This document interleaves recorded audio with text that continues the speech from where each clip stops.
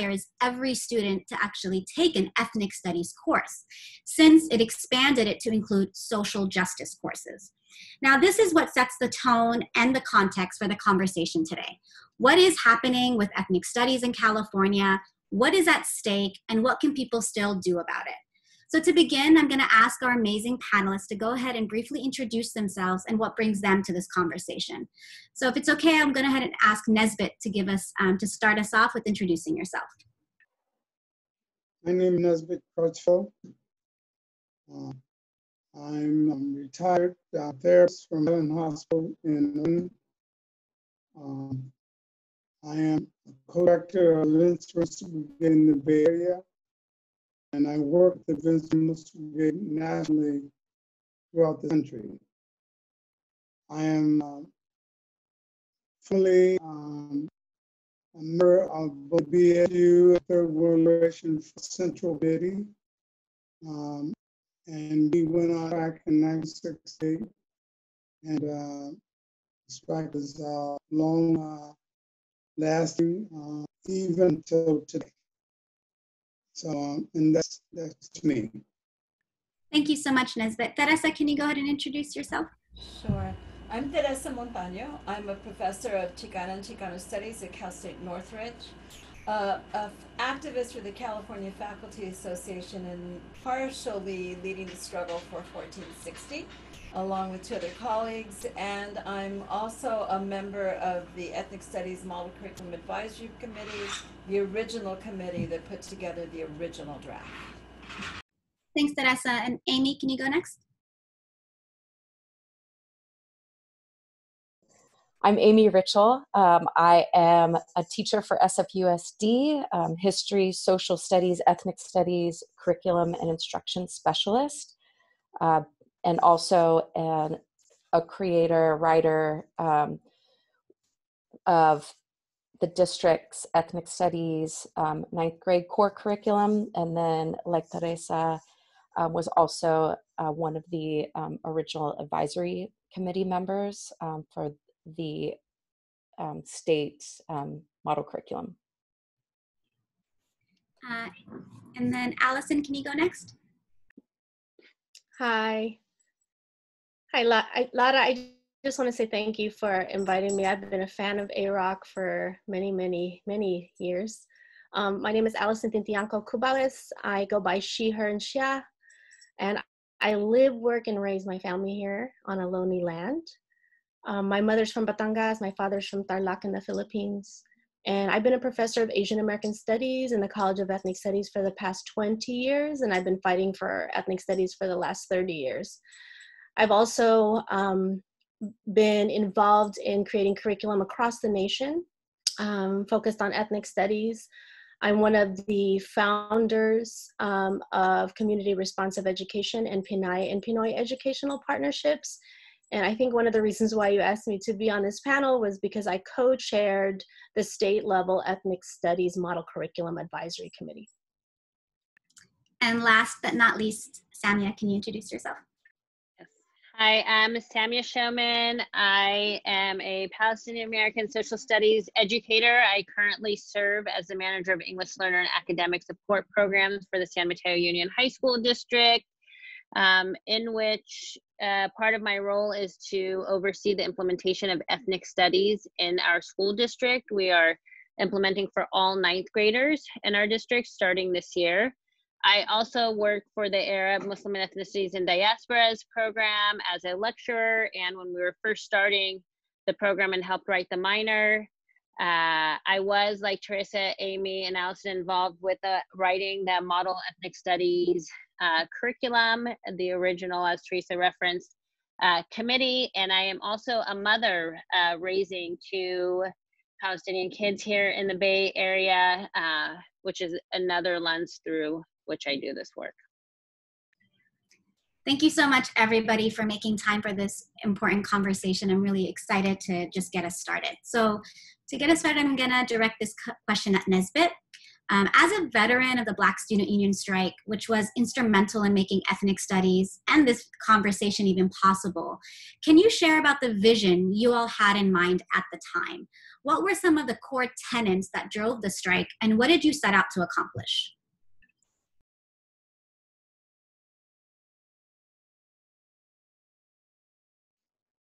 Can you hear me? Yes, yes. Yes, we can. Yes. Our vision was based upon a need for the college students, the university students, to bridge the chasm between education and the community.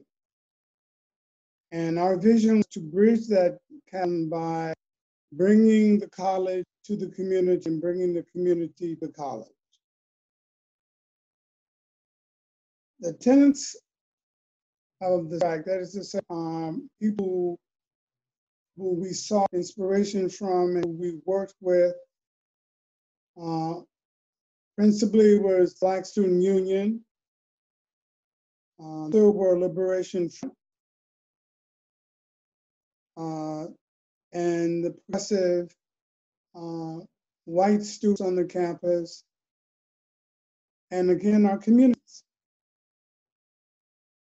And what we wanted to accomplish was, first of all, a school of third world studies, which is something I will explain a little bit later.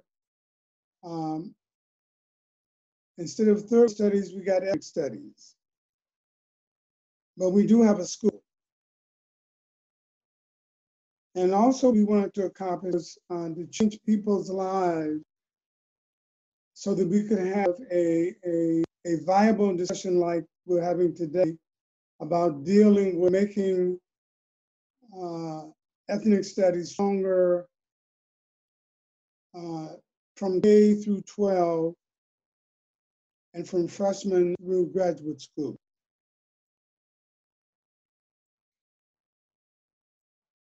I think, should I go on?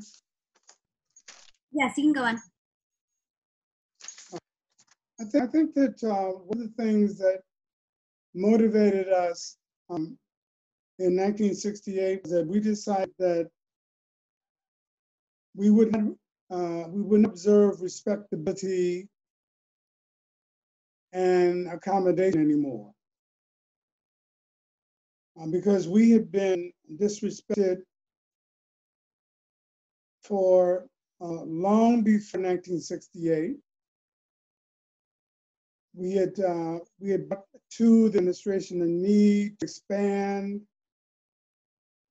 and make it more real for us. We had been disrespected, lied to, and basically told that you should take what we're going to offer you. That's it. The Black Student Union saw itself as an international organization. That's to say, we were motivated by people in South Africa, the ANC and the PC. We were motivated by the Cuban social revolution. We were motivated by Frantz Fanon and dealing with also people in the Battle of the Algiers. We were supportive and inspired by the Palestine Liberation Organization and participated in the support of that against the Zionists of Israel. This is 1968. And so what we were trying to do is we were trying to bring out a consolidation of both Black students, students of color, indigenous students, representatives of what we represented as the third world at that time. I'm talking about those people in various developing nations in Asia, Africa, and in America who are seeking self-determination. I'm just going to say one more thing and I'll be through. Self-determination was vital to us because it dealt with us being able to determine what our education would be. This was one of the few times in the history of civilized humankind where our people are asking for more education and being told, no, you have enough, we can't give you more, even though you want to learn more, this is all we're going to give you. And we decided that if we could not get more education of ourselves, our lives, our history, then no one would get an education, close down the school. Thank you so much, Nesbit. Teresa, I'm going to move to you. As a leader in the fight for ethnic studies, a Chicana scholar, and a member of the Ethnic Studies Model Advisory Committee, can you share your key takeaways, both based on what Nesbit just shared in terms of the vision of ethnic studies, also your own understanding of what were your key takeaways of these revisions? How does it fit into what you understand as the guiding principles of ethnic studies that Nesbit just shared? So I think what Nesbit shared is a perfect jumping off point, because what Nesbit shared was actually some of the principles and language and ideas that the ethnic studies experts wanted to make sure were central to the development of the curriculum. When he said they wanted to save lives, I think every single one of us discussed over and over how ethnic studies saved our lives, gave us a purpose, gave us our identity, and taught us our history. The second is the whole issue of self-determination. The idea that you could bring together ethnic studies practitioners of color in the state of California to bring our ideas and our concepts together to design a curriculum centered on the voices, the stories, the histories of people of color was what we were committed to. Those were the foundational principles of ethnic studies that we wanted to make sure were in the curriculum. So the changes that were made absolutely shift that tone and tenor and perspective. And what it did instead is it decentered the voices and the ideas of ethnic studies experts to a document that centers multiculturalism and social science and history framework. So in certain places like the introduction and the definition, it's almost apologetic.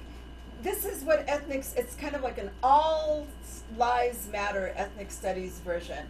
This is how ethnic studies serves you, as opposed to centering the discipline in the way that Nesbit framed it. So the removal of disciplines, the changes in conceptual language to this majoritarian verbiage, the symbolic placement of these, what we consider critical ethnic studies principles that are centered to the curriculum, were just kind of thrown in there, while these ethnic studies outcomes, which were more multiculturalist and kind of global, centered the entire curriculum. For the Chicano and the Latino section of it, and I think it's important to say that, because if you just go in to look at the changes in the Chicano Latino section, you're going to find one glaring issue, that they couldn't figure out whether to use the X, the A, or the O. Right, that's mainly it. They left the lesson plans there. They removed the Chicano and Palestinian lesson that we did have in there as a show of solidarity, but the rest of them they left. And I think that the reason I say that, even though that's not a super big change in Chicano studies, the overwhelming references to the social sciences and the history framework, the facing history ourselves, reduces the centrality of the Chicano and Latino studies voice. And we imagine that that's the same for other disciplines. And I think what's even more important is that in doing so, one of the central tenets of ethnic studies for us is the issue of solidarity. And that means that You're not going to accept a curriculum that if it only makes 1 or 2 changes for you, but it leaves out critical disciplines or rewrites an entire section. That's not right. We are also about solidarity and unity, and we were not pleased at all that they took out the Arab American Studies section, and that they took out other sections of the curriculum.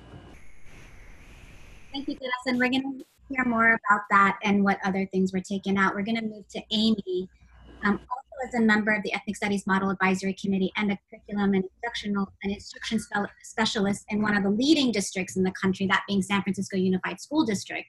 Can you share with us what are your analysis of the revisions that were made by the Department of Education? Thank you. I think to follow off both what Nesbit and Teresa had said, to go off of the purpose, the intentionality of the purpose and what the essence of ethnic studies actually has been removed. And to like go off of what Teresa said around now, it exists as a multicultural approach to teaching ethnic studies.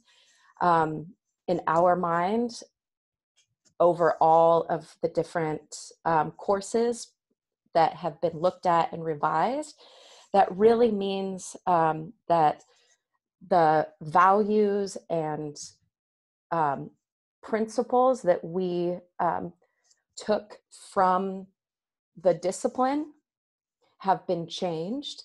Not that they were removed from the document, but that they have been decentered throughout the document.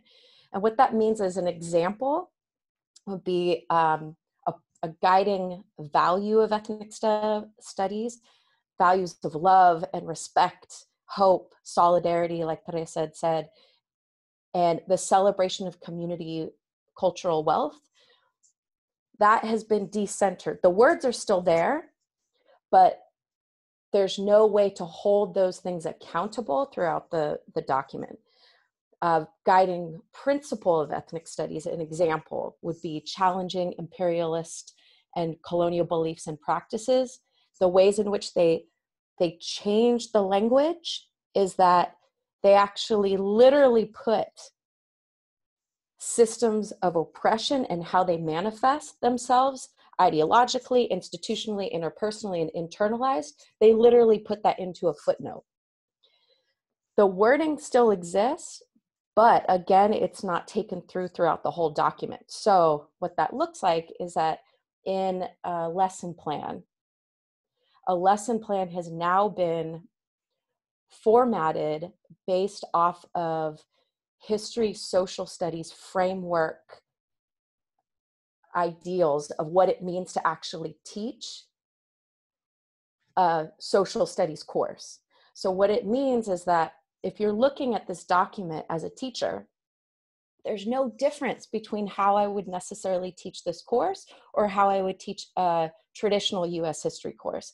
And for those of us who got into this work to actually not just reform K through 12 education, but change it, is that we are using ethnic studies as a driving pedagogical framework, which doesn't just include content, which is how it's laid out now, an inclusive multicultural look at the content, but it's also about the methods, because as ethnic studies has been agreed upon, it's an academic discipline with its own epistemologies, its own methods of approaching the material realities of oppressed peoples. And so within lesson plans, for example, there's no action. There's no way for students to actually do anything. So over and over, people who have looked at the curriculum and how it's been changed is that the values are there, the principles are there, but there's nothing to do with them. There's no self-determination and no action and no connection to community that exists. There's no looking at how systems of oppression impact the Black community, for example. Looking at police brutality, but not looking at the root causes and actually giving students the opportunities to change those, not giving students the opportunities to look at how systems of oppression have been countered and resisted, and how solidarity movements have worked to structure successful resistance throughout history. And then how it looks like Native American studies is that there's no community grounded action and reflection. Assessments over and over again do not authentically represent the epistemological ways in which each discipline takes on cultural knowledge and sustainable practices. And so, just to reiterate, this is not the content, it's not the methods, it's not the driving force that we want to see for an ethnic studies class.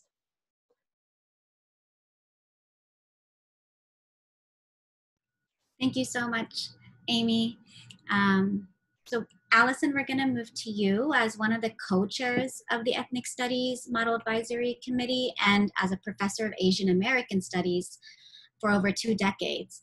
And understanding that actually the Arab American Studies outline fell and did within the draft under Asian American Studies.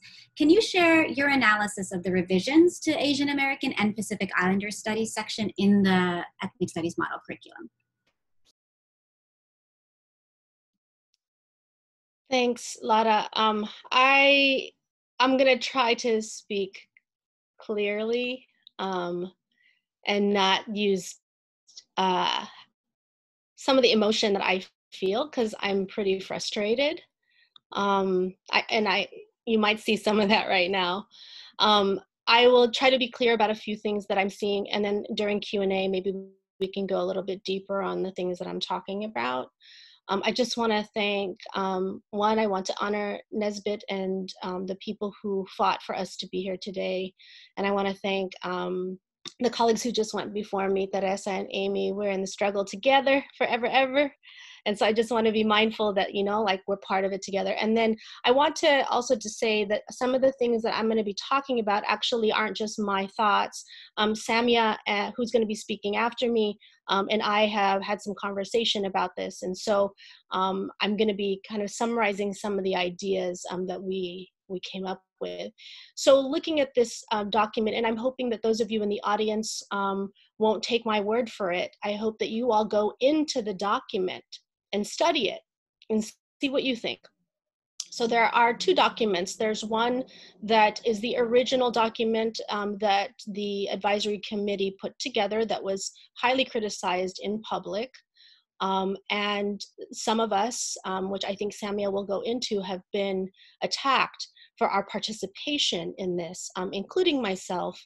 And so I have some apprehensions around going public with some of these ideas, but I think we are in community with each other, and it's important to say the truth about this process.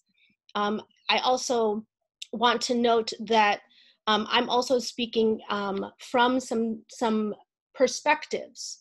I'm speaking from Asian American Studies at San Francisco State, the College of Ethnic Studies at San Francisco State. I'm speaking from those perspectives, but I'm not representing all those people.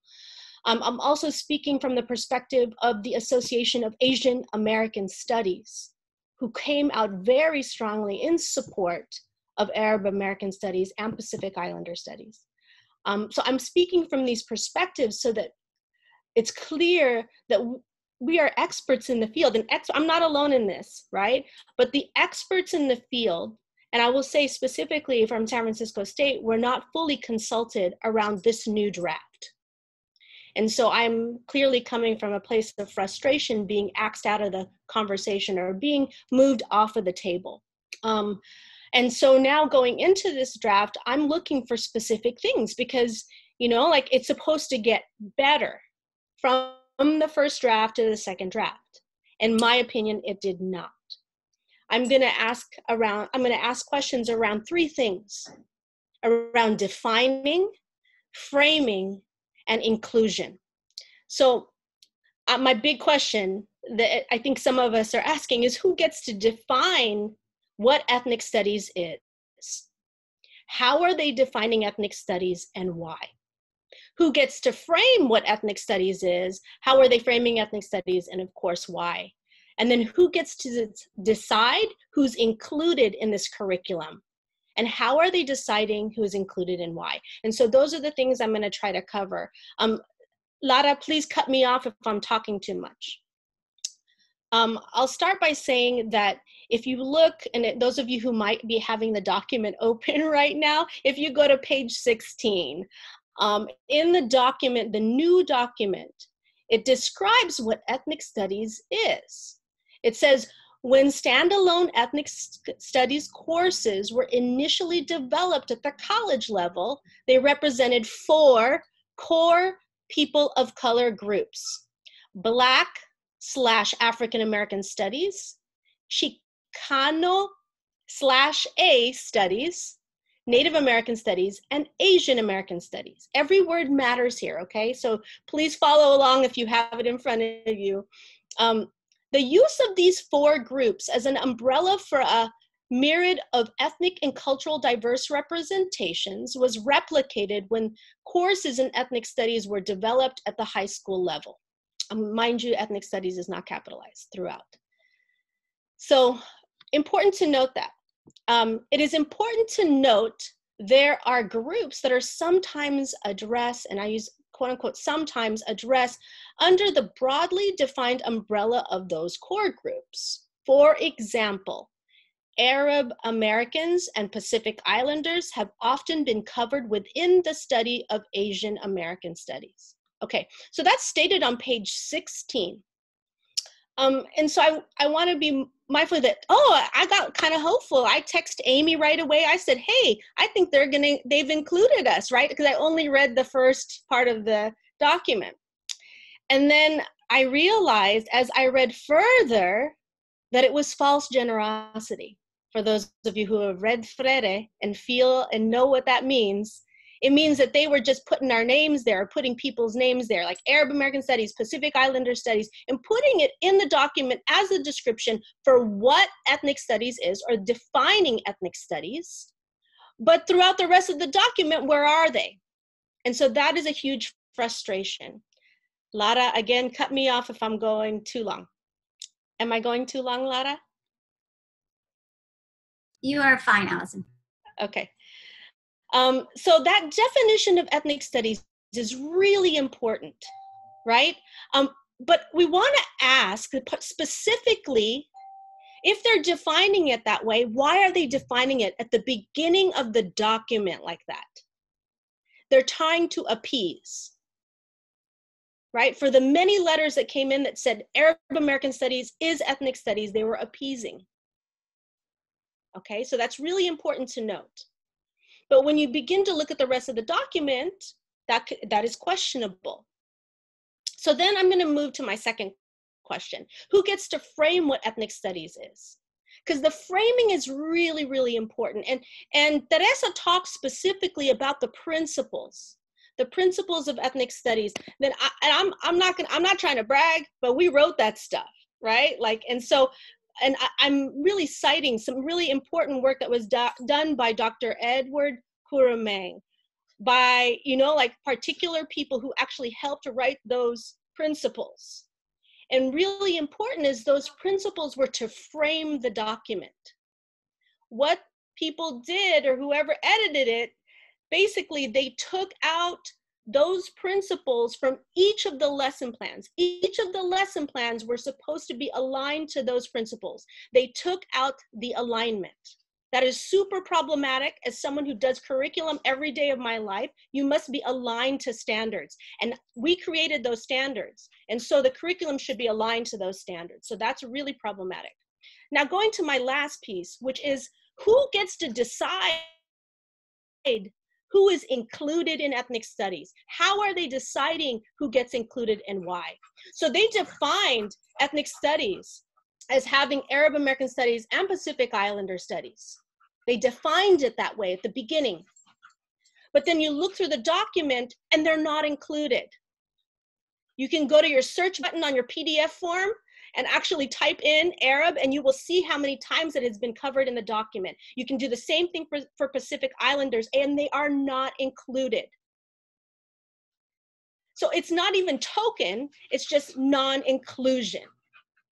So I want to be mindful that you want to do this search for yourself. Sorry, my dog is coming near me here. Okay.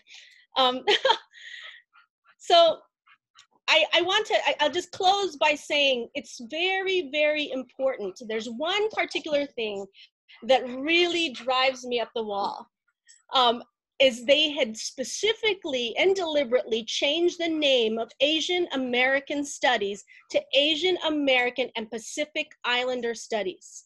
They did that through the document. So anytime you write the word, you search the word Pacific, it will show up next to Asian American, but they did not include the Pacific Islander curriculum. So Pacific Islanders are completely axed out. So I'm asking these questions because my very last piece around, like who gets to decide who is part of the curriculum is very important as we move forward. The concept of inclusion is very, very important because who gets to decide that? There was a deliberate decision to take out Arab American Studies from this curriculum.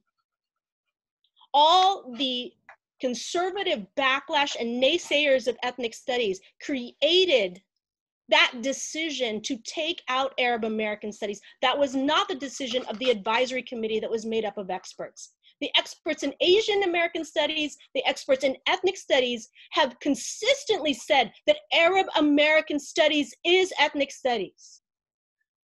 And so it is completely disrespectful for whoever decided to cut that out to say it's a slap in the face to Arab American Studies, but it is a slap in the face to ethnic studies.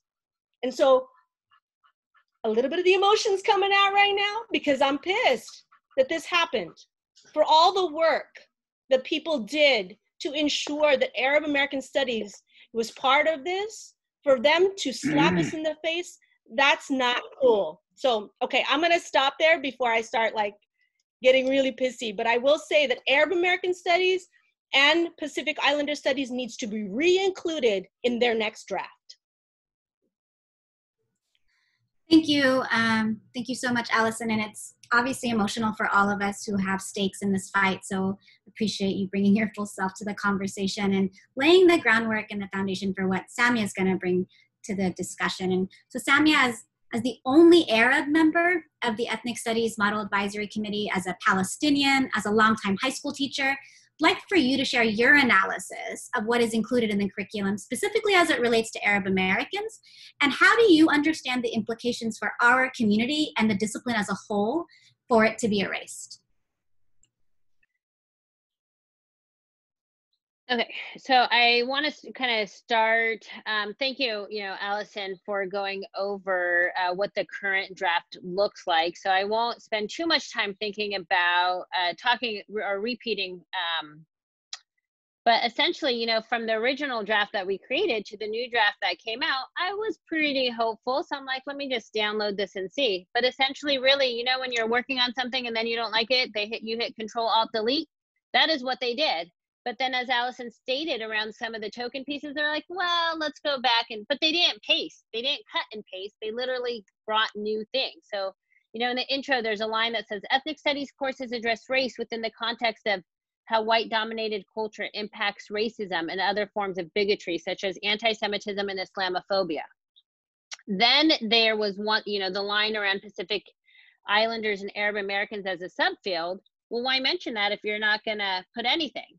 But then kind of as the little token, part of the state board's guidelines for creating any kind of curriculum for California is that you have to include UC-approved course outlines in the document. And so what they did is they included 2 UC-approved course outlines with lessons and a unit on Arab Americans, but they were very poorly chosen. One is focused purely on 9/11 and that all of our problems around being racialized and the stigma that comes with that just happened after that event.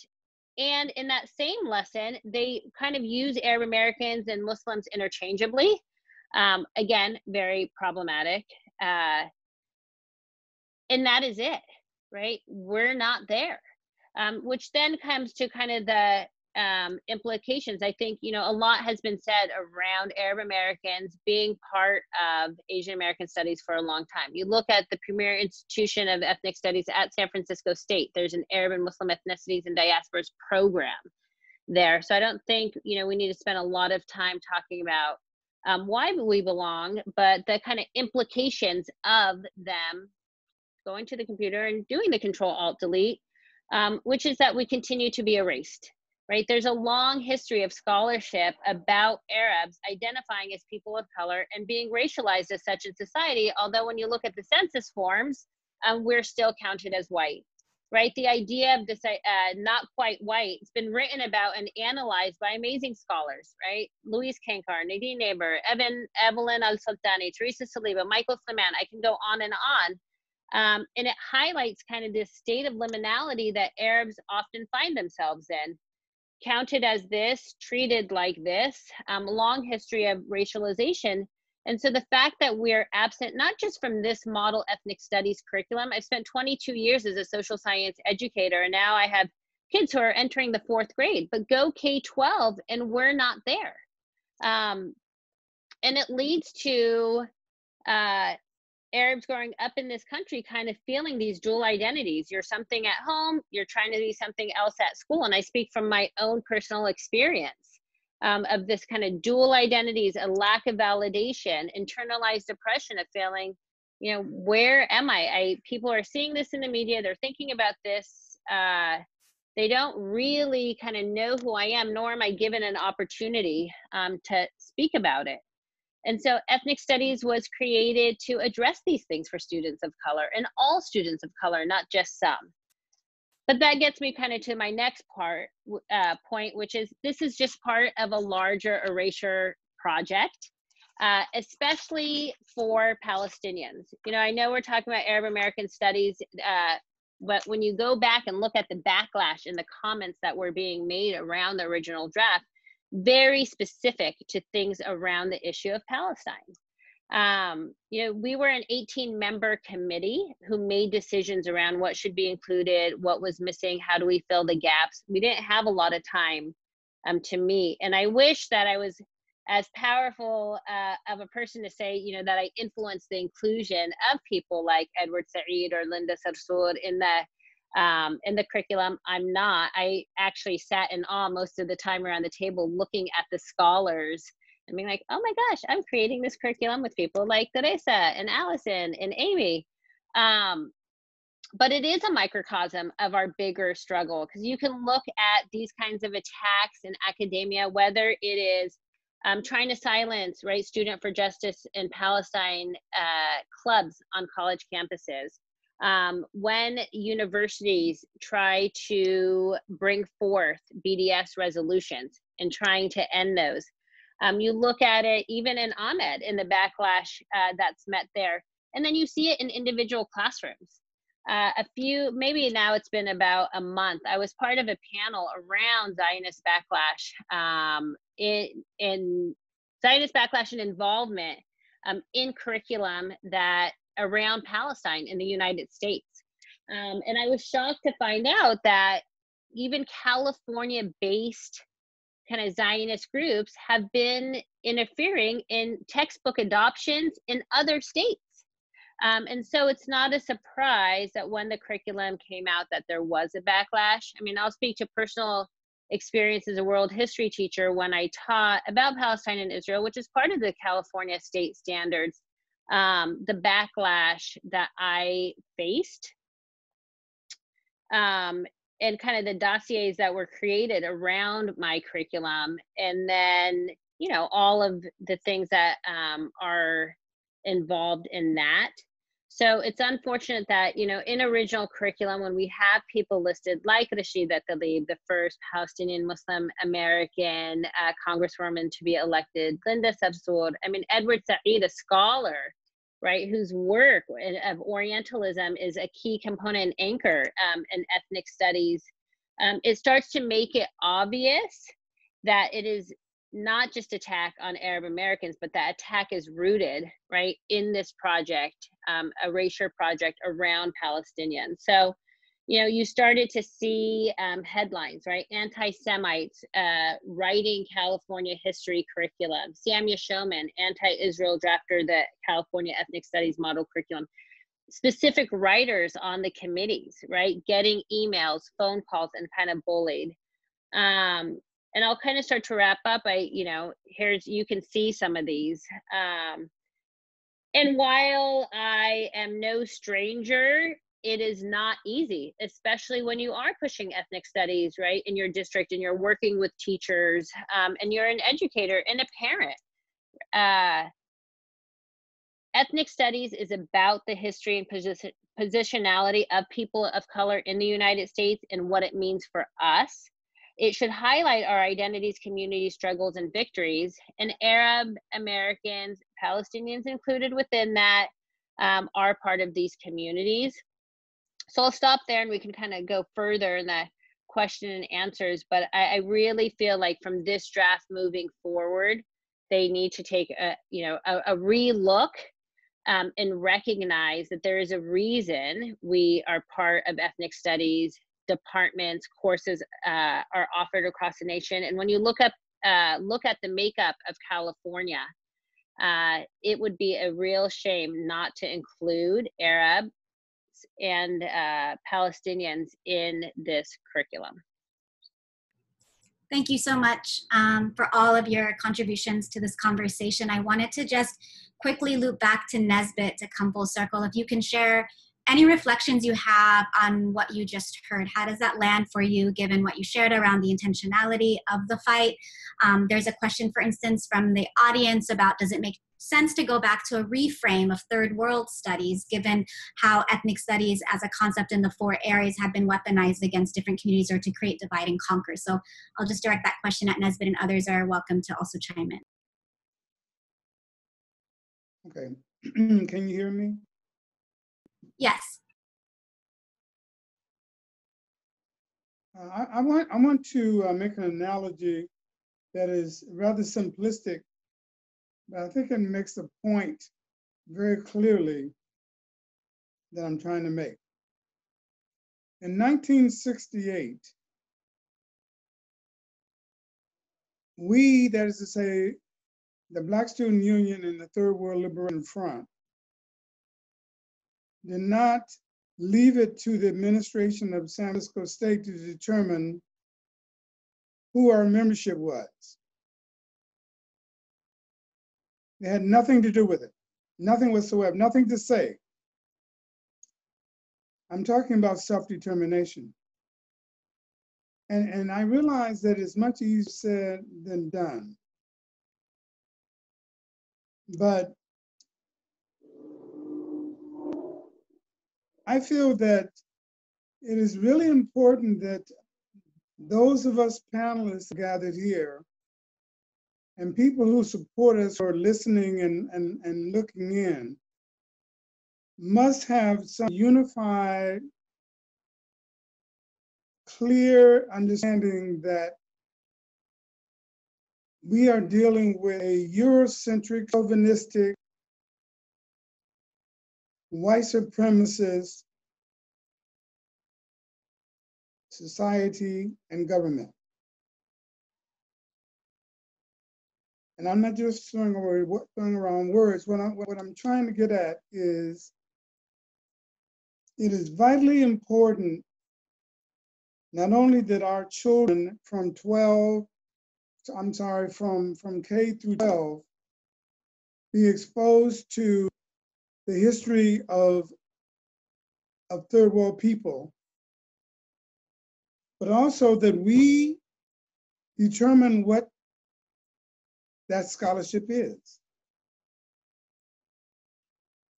I think for us to get into an argument of whether there should be Palestinian and Arab inclusion in so-called ethnic studies is ridiculous. It's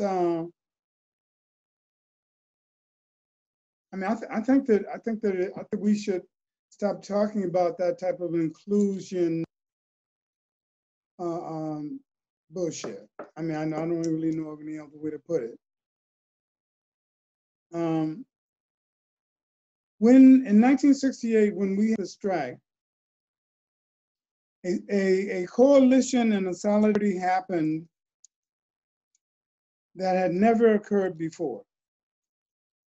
And that was Black, people of color, and white radicals coming together and determining that the Black and third world people would take the leadership of the effort. What I'm saying in relation to the issue today is that it is imperative that those of us on this panel, our allies, our constituents in the community, come together and dictate that there must be no controls on who is included in ethnic studies. That it will be determined by those structures set up within ethnic studies to determine what is the most fruitful, healthy, and expansive, comprehensive way to teach our history, our culture, and our emotional stability as we see it. Thank you, Nesbit. Those are just some thoughts. Thank you so much. I want to direct one question at Aimee and anyone else who wants to chime in about implementation. So what is this implementation going to look like in the classroom? And so what are the next steps that people should be aware of? And then we're going to get into the questions from the audience. So I'm going to speak from the position of a classroom teacher and then also from a district curriculum instruction specialist, which I moved into the position last year. And I think to answer your question, one, like what it looks like for a classroom teacher and then what it looks like on a district level. If I were a teacher, I would probably skim through the first chapter, which looks at, like what ethnic studies is. And I would kind of skim and go down to the lesson plans, and what Allyson pointed out earlier is that we made like a very concerted effort to really think about what an ethnic studies lesson plan looks like. Like what does it mean to teach ethnic studies outside of a history social studies class? And so if I were a history social studies teacher wanting to teach ethnic studies, I would go to one of those lesson plans and I'm like, oh, cool, that's just great. I'm going to teach about police brutality and be on my way. And that's including content that maybe my students, want to know about. It's maybe community responsive because I teach Black and brown students and there's police brutality facing their communities. But like Allyson said, there is no alignment with the ethnic studies principles and values that we made very specific mention of, and we are very careful in our writing about that. And then the last thing being, there's no action step. And if there are things that are taken out about looking at root causes of police brutality, systemic oppression, and there's no opportunity for myself as a teacher to actually implement some kind of action for students, again, it goes back to a multicultural way of just looking at inclusive content. There's no methods of putting theory into practice. There's no change that I'm given guidance on. And so the way in which the history social studies framework document has guided the way in which you actually teach ethnic studies, waters it down to the place where if I was a high school history teacher, I would take that lesson plan, I would teach it, check it off, and I would move on my way. My students would have no hope to actually do anything around police brutality. They would have no way to move forward to find hope and solidarity with creating change with other oppressed communities.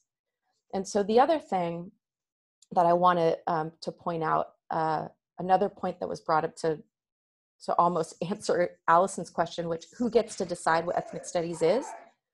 Yes, there was a definition that was inclusive of Arab American studies as being part of ethnic studies. It also decided upon the fact that communities of color are centered in ethnic studies. And that was something that we had to push back on early on. We weren't sure if that was actually going to be admitted. But if you look into chapter 2, the district implementation guidelines, the other part that I'm a little bit nervous about is that from the somebody who is in the district. Now, if I'm in the district, I'm out of the classroom. What is this curriculum going to look like for my district? It actually says that districts should develop a definition of what ethnic studies means to your district.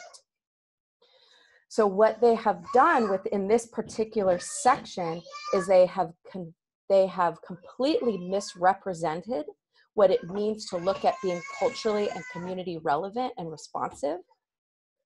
And they have led that to be a wide opening to, oh, if my community is all white, then that means I am going to create an all white community responsive ethnic studies class.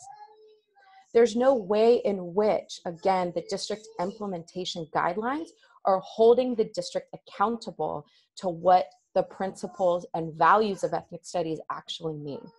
And so it gives too much freedom for the classroom teacher and the districts to figure out, again, what ethnic studies means to them. And so going back to what a few people, almost everybody said already, that there is an erasure of the people who actually fought to get ethnic studies instituted into higher education and now K-12 education, and it's happening again. It's not just about inclusion. It's not just about content. It's how we are teaching our students to be critical of the world and be agents of change, and to actually think about how these things manifest themselves in their lives and to do something about it.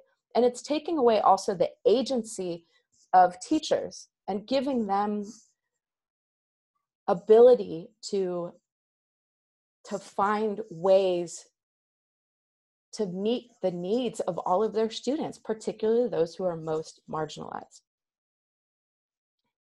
If I can quickly just add to what Aimee shared, which, I agree with everything she said. And, the thing I worry about is the brand new teacher who's teaching in a district where maybe they're not fully implementing ethnic studies, say for a bunch, San Francisco or Oakland, or in our district, all these ninth graders, and have a collaborative team and have veterans and people who have been through ethnic studies. If I'm a new teacher, I don't have a background in ethnic studies. I've never taught it, right? So here I go I get the curriculum, and I think it's vetted. Oh, this is, approved by California. So this is what I should be doing. And then kind of like Aimee says, I start looking at the lessons. Then what is lost is the pedagogy of ethnic studies, right? This class is not so much, it is about the content and the lessons and the people, but it really is about the pedagogy. And if you don't have the pedagogy and you just kind of start implementing what is now these kind of multicultural lessons, or, or I go in the UC courses and I'm like, oh, well, this was approved, so let me just implement this. It becomes problematic. And that's what I worry about, right? The teachers that don't know that they should be looking further than what's just in that document, because I got hired, I'm been told to teach this course, and here you go, here's a curriculum that exists. And they don't have a team to kind of collaborate with, to educate with. They don't have veterans, they don't have people to observe. So that's where I get really worried as someone who is working with now 18 teachers. And we have people who have been teaching it for a long time, people who are new to it, an exciting team, and you know, where people can kind of go and learn and see it in action is in maybe smaller places where people are just being tasked to teach it and don't necessarily have that background. Thank you so much. There's a lot of questions for all you all, so we're going to try to capture some of them and summarize them. And one of the things we want to move into is just where are we at now? What needs to happen, and can we still make some changes, and what is the implications for the broader fight around ethnic studies, and how can people plug in? So important thing to note, and to answer directly to some of the questions, the fight is not over. This is why we're holding this webinar with these experts. Next Thursday, there is a meeting with the California Department of Education where the IQC, the Instructional Quality Commission, will be deliberating these revisions. And so the idea is for us to be able to have our voices heard prior to that, during that, and afterwards. Following August 13th, the State Board of Education will be holding the responsibility of making more revisions and hearing public comment, and the curriculum will be finalized in the fall to be implemented in 2021. So that being said, there's several questions around how can other departments in higher ed get involved outside of the ethnic studies discipline? Or is there a role for them? Is there something they can do to support in this struggle? Also, what can community activists and organizers and community members just on this webinar, but also in general, how can they plug in? And what do you all suggest in terms of next steps and ways to encourage the broader community to understand this fight is quite instrumental for all of us in this moment politically, and for the future not only of ethnic studies, but for the dignity and liberation of all people. So I'll open that up for whoever wants to respond to any part of those questions. So specifically, how can other people plug in other disciplines and departments in higher education? Is there a role for them to play? So let me begin with the higher education one. I think that it's important, and I actually met with my colleagues in Chicana and Chicana Studies today, for you to send your comments to the public comment part of the IQC as faculty in ethnic studies. You know what it's supposed to be, and I'm sure that if you go into the curriculum, without a doubt, you'll see that what they've done is not ethnic studies. I would also, for 1460, I'm going to actually post something on the chat so that you can work with that. But I do think that for my colleagues in other departments, I would argue that it's very much the same stance you took in support of AB 1460. That when you bring faculty or educators of color to begin to define what their discipline is, it isn't always about what's in it for me, or me too. Here's ethnic studies, now I want to find my way into the discipline. But that you support the faculty who have been in the struggle for ethnic studies from the very beginning. When they did this, when they did the revision, it is absolutely critical to think about who they were appeasing. And if and when we get ethnic studies in higher education, some of the same arguments will be made. Who are the experts? Who gets to define what that ethnic studies requirement is going to look like on our campus? Will they bring together hundreds of teachers like they did in this case to get their opinion on ethnic studies before they move forward on the redraft? Who does that? Math doesn't do it. Physical science doesn't do it. Biology doesn't do it. Why is it that we think everybody can define what ethnic studies is? So number one, get on that public comment and send your responses to say the original ethnic studies, to reinstitute Arab American studies, to reinstitute Pacific Islander studies, and to redraft the curriculum from the ethnic studies lens. I'm going to pass it to Nesbit.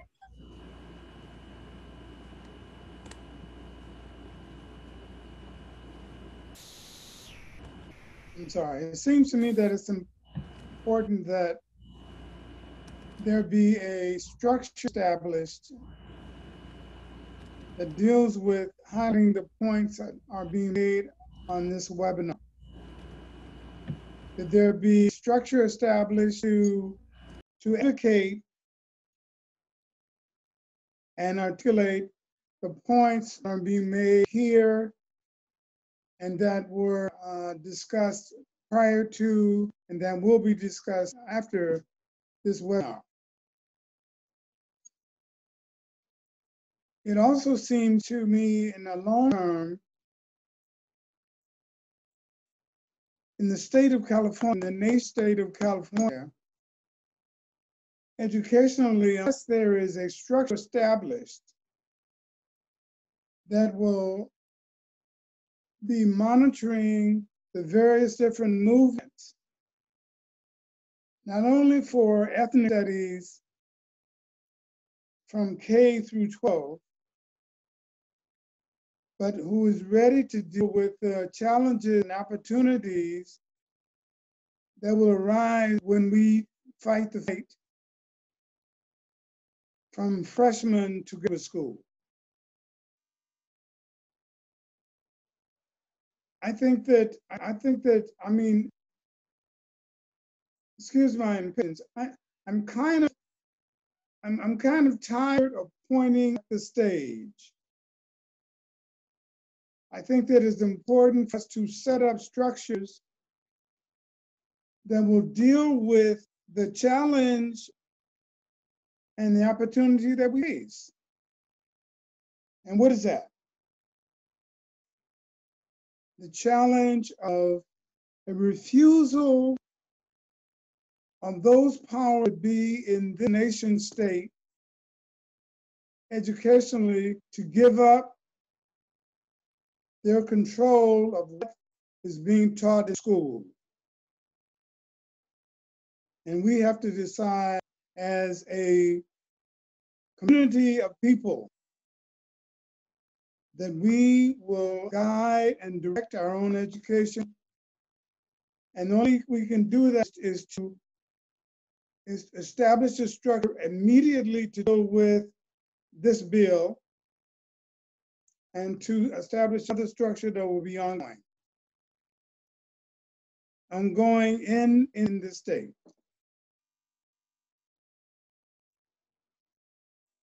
Thank you.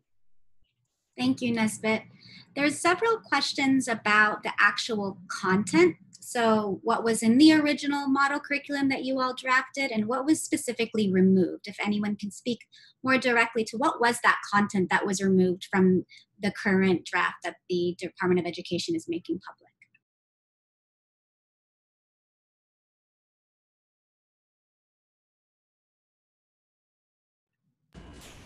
I'm sorry, can you repeat the question? I was answering something. So the question is, there's questions around, so what was that Arab American Studies curriculum? What was specifically in there? What was in the Pacific Islander curriculum? What are the specifics that were removed with these new revisions?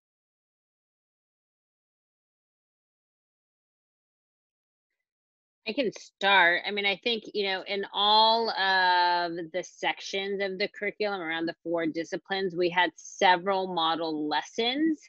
And I feel like many of those were removed. And then we also had an appendix that had an additional lessons. Those were removed.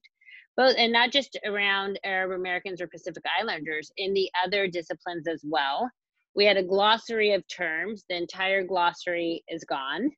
And again, I think, you know, one of the biggest glaring issues, and Allyson talked about this, is the guiding principles and those guiding principles, yes, they're in there, but they are no longer anchoring the curriculum as they should be, right? Every lesson, every section should say, like, and here are the guiding principles to which this lesson connects to or addresses. So honestly, this draft to me almost doesn't look like necessarily a revision, because I was trying to kind of look at the old version and then the new version, and it's entirely restructured. So I'll start there and see if my colleagues want to add, but to me, those were kind of some of the biggest glaring pieces.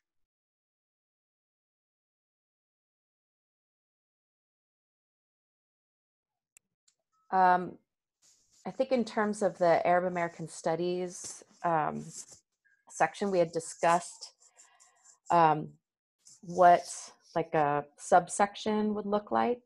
And I don't remember exactly how many lessons, but we, like Samia had said, like there were, like we wrote like a sample course, just like you would see in the rest of the document.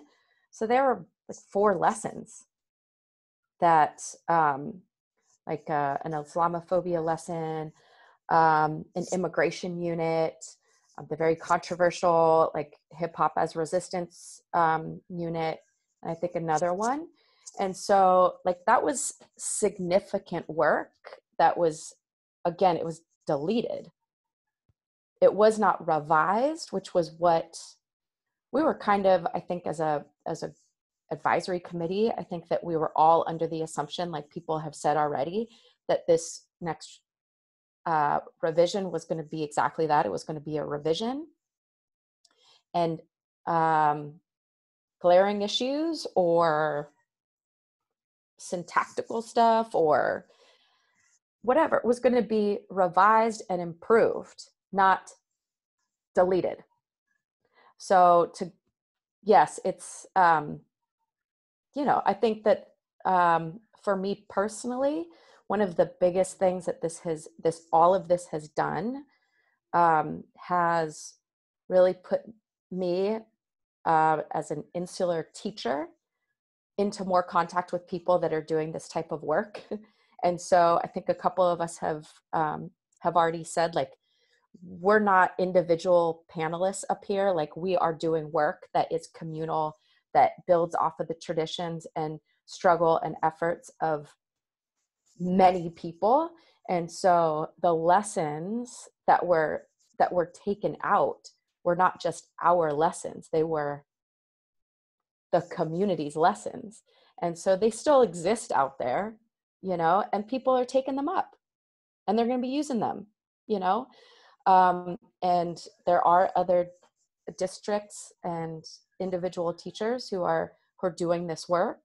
But now it's going to be harder to find, like as Samia had said, like if I'm a new ethnic studies teacher and I'm like, I don't know what ethnic studies is. Like, I didn't know that Arab American studies was part of ethnic studies. That's just not going to be there anymore as an option.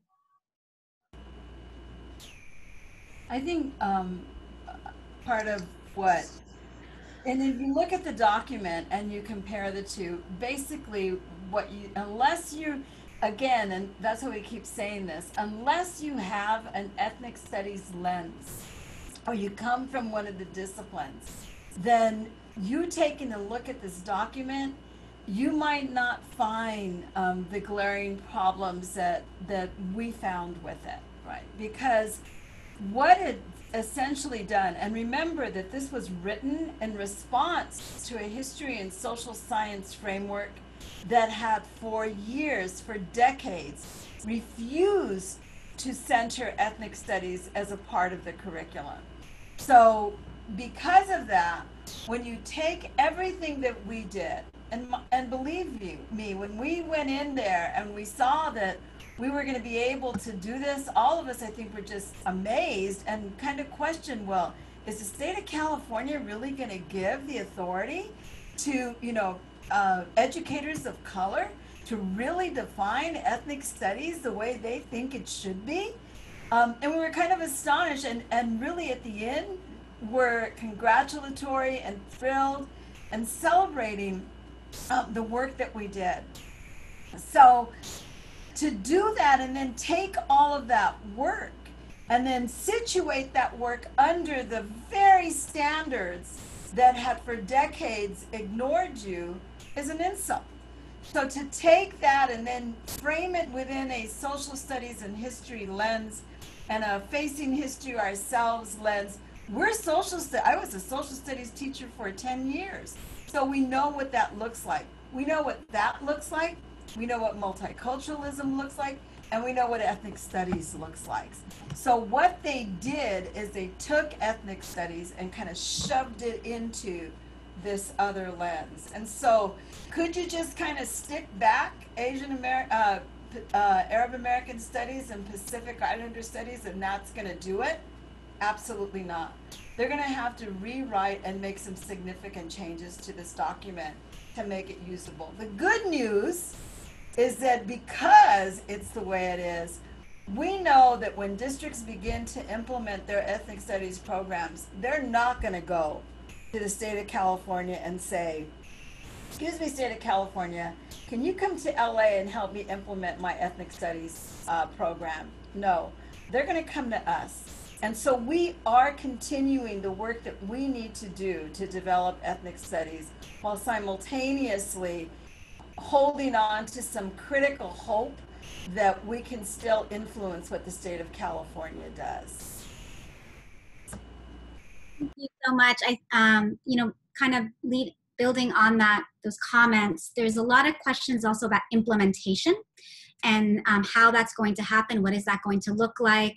Are there conversations about training teachers to be able to teach ethnic studies? And so, we understand that the pro-Israeli backlash and other right-wing backlash that's taken place has actually undermined this whole process, has iced you all out as scholars and experts in the field and writers of the original draft, and has changed the landscape essentially, so that the conversations around trainings, where have those been left off, and where are things at in terms of what is it going to look like on a local level? How is implementation going to look? I know Aimee spoke about the issues with the revisions and what that leaves off, and Teresa, based on what you just shared also, that there is work happening. So if you all could just share on both the impact of the backlash and even being able to discuss the pragmatic ways that this can get implemented in local districts, and also what are some of the conversations you all are having about training teachers, if at all.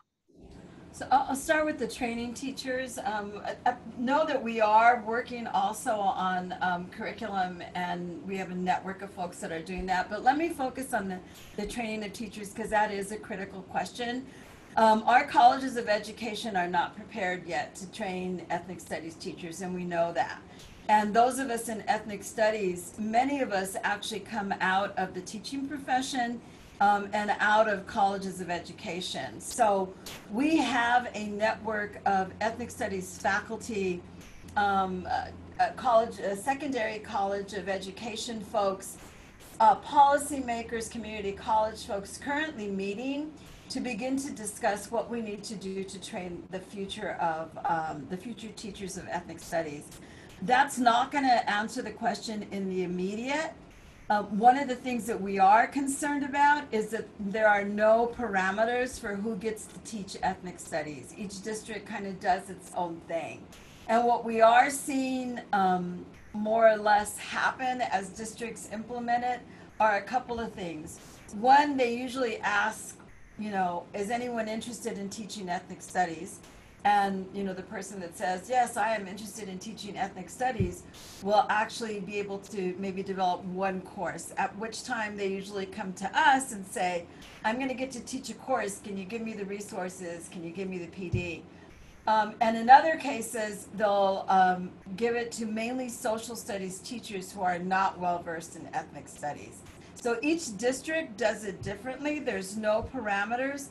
Some districts, and maybe Aimee can talk about what they do in San Francisco, some districts are a little more conscious about what they're doing. San Diego is doing a universal PD because they're implementing it in 9th grade for everybody this year. They're actually hiring for people to do it. So there's no kind of universality in how we're doing this, though we're trying our hardest through our networks and through our work to begin to affect that in the future. We're not stopping. I mean, we're not relying on what the state of California puts out. We're hopeful. We're going to continue to make sure, because we can't be everywhere, but at the same time, we are doing our work.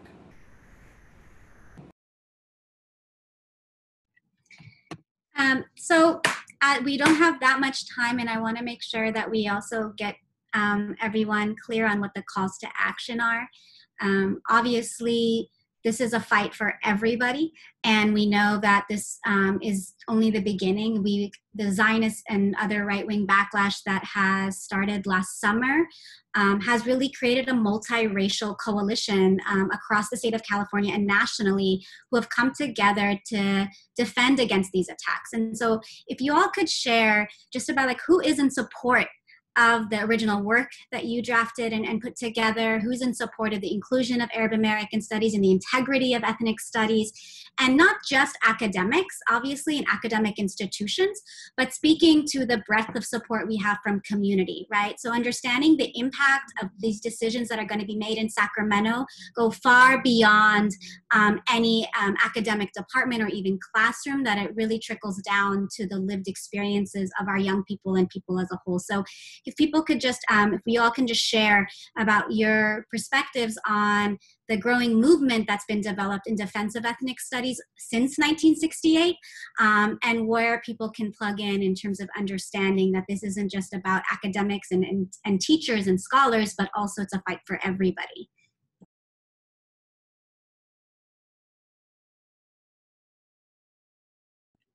So I'll start with Allyson. Was that me? Okay. All right. So I'll state a few things. There is a group of us called, we renamed ourselves the Liberated Ethnic Studies Model Curriculum Group. At this, I mean, we're not going to depend on the state to create a curriculum that is going to represent what we believe is ethnic studies. Even if they made many revisions to the current one that they have, it's not going to be what we want. So we're going to create our own. We're part of a larger group of people, some of them are people who were on the original advisory committee, and then many others who have been brought in to develop curriculum. If you're interested, you can reach out to me or Teresa, and then we can have some discussions about how that might fit if you're interested in helping develop some of that curriculum or participating in any way. So we're called the Liberated Ethnic Studies Model Curriculum Group. So that's one level. I do want to give a shout out. You know, I know that the work has been heavily discussed around the actual curriculum itself, but then there have been people who have been organizing throughout the state to get people to support the ethnic studies model curriculum, and then of course to support the inclusion of Arab American studies. And so I do want to note that. And so shout out to Alex and Tolteca out there who have been working hard across the state. And some of the people, some of the actual cities that they have gotten to support this, I know South San Francisco, you know, they've gotten different places. I mean, Union, what was it? New Haven School District. I will also point out that, you know, like Daly City, the entire city, the particular school districts in Daly City, but then also the city of Daly City introduced support for the model curriculum, at the original model curriculum and the inclusion of Arab American studies. And so we're seeing that throughout. And so that's important. In terms of what is the continued need for this, I think it's really key that people participate in the public comment that is coming up. And I know that we have a meeting on August 13th, but that's actually the beginning of public comment. So people can start by commenting for August 13th. And I know that we're gonna get a ton of people supporting, you know, for Arab American Studies and Pacific Islander Studies during that time. But then there's a period between August and November. And I wanna encourage, and I don't know if I'm getting all the dates right, so I'll defer to Lara. But really important, you know, like that the comments can't stop after Thursday. We need to continue. And I think it's important that you know, we make sure that the IQC, the Instructional Quality Commission, and State Superintendent Thurmond really hear from us, there are people, assemblymen who are, you know, in support, but it doesn't hurt to actually reach out to them as well to make sure they understand that, you know, there's a contingency of people who want to make sure that, you know, like we stay true to what we believe is ethnic studies.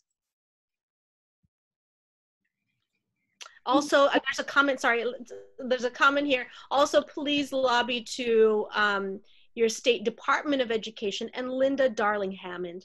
Very, very important that your letters reach out to Linda Darling-Hammond as well. IQC is the Instructional Quality Commission. They're actually holding the draft now. So they will be the ones that you will address in your letters. Thank you, Allyson. I'm going to move over to Nesbit. I was just going to say that I'm very encouraged to hear that there is a liberated ethnic model current group. I'm not sure if Allyson, I'm sorry if I mentioned it. But I am very encouraged to hear about that because I think there needs to be ongoing structure to deal with this. The second thing is that I think that there should be some consideration forming a foundation that could act as a resource, both personal and ideological, in reference to what this group and hopefully other groups come up with in reference to monitoring the integrity of ethnic studies in this nation state. And lastly, I beg of you not to forget the community.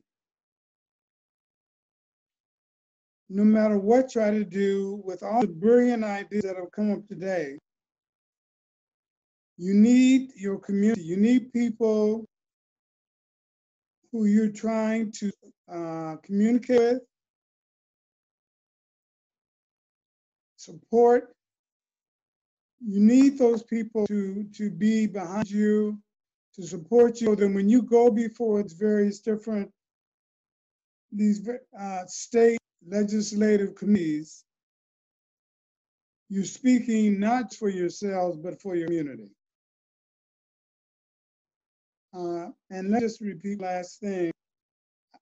I think that it is an insult for the state to say to us that the Palestinians, the indigenous people, or the Pacific Islands should not be studied as curriculums on themselves. This is something that we must determine, and we must set up the structures that will reinforce that. Thank you. Thank you, Nesbit. Thank you, everybody. Just as a reminder, and Nesbit quite so eloquently reminded us already that this is really about self-determination of our communities and who gets to define ethnic studies. And it goes far beyond just ethnic studies, the question of the impact on ethnic studies practitioners, and it impacts all our communities. So just to also reiterate that our opposition and those who've been managed to influence decision makers are not ethnic studies practitioners, are also mostly not communities of color.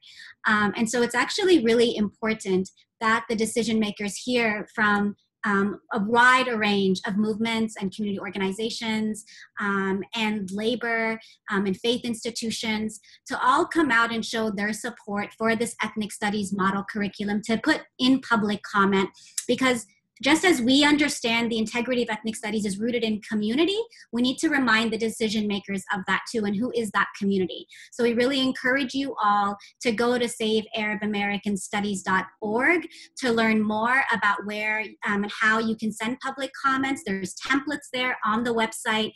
All the information you need in order to engage in this fight and support this struggle should be available to you. You can also reach out to us directly. There's contact information on that website. And just to kind of go through the timeline again, you know, August 13th is the IQC Department of Education meeting on these revisions, which have gutted ethnic studies, right? And really have serious implications for the future of ethnic studies in all our communities and education as a whole.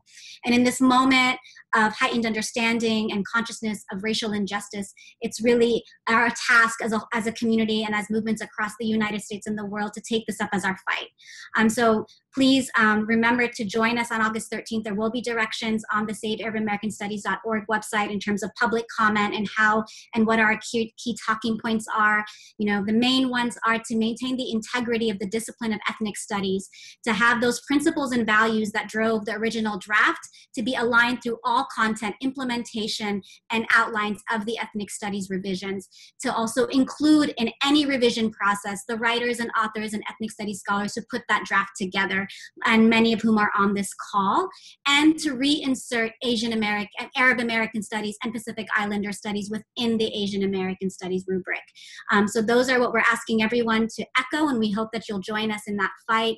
You can go to SaveArabAmericanStudies.org to be able to do that, and we encourage you to share this information with your family and friends.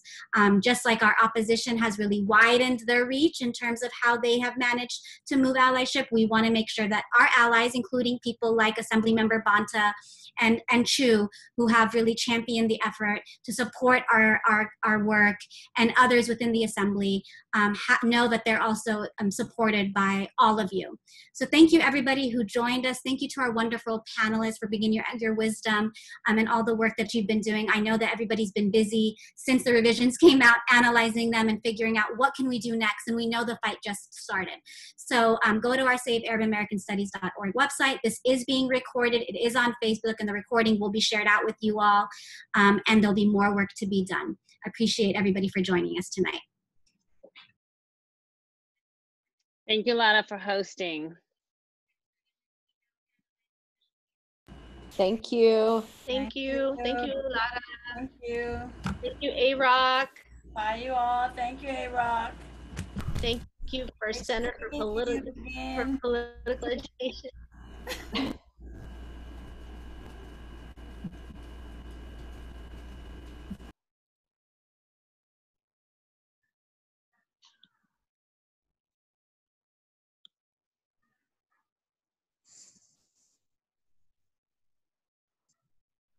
Maybe we should stop recording. That's what I was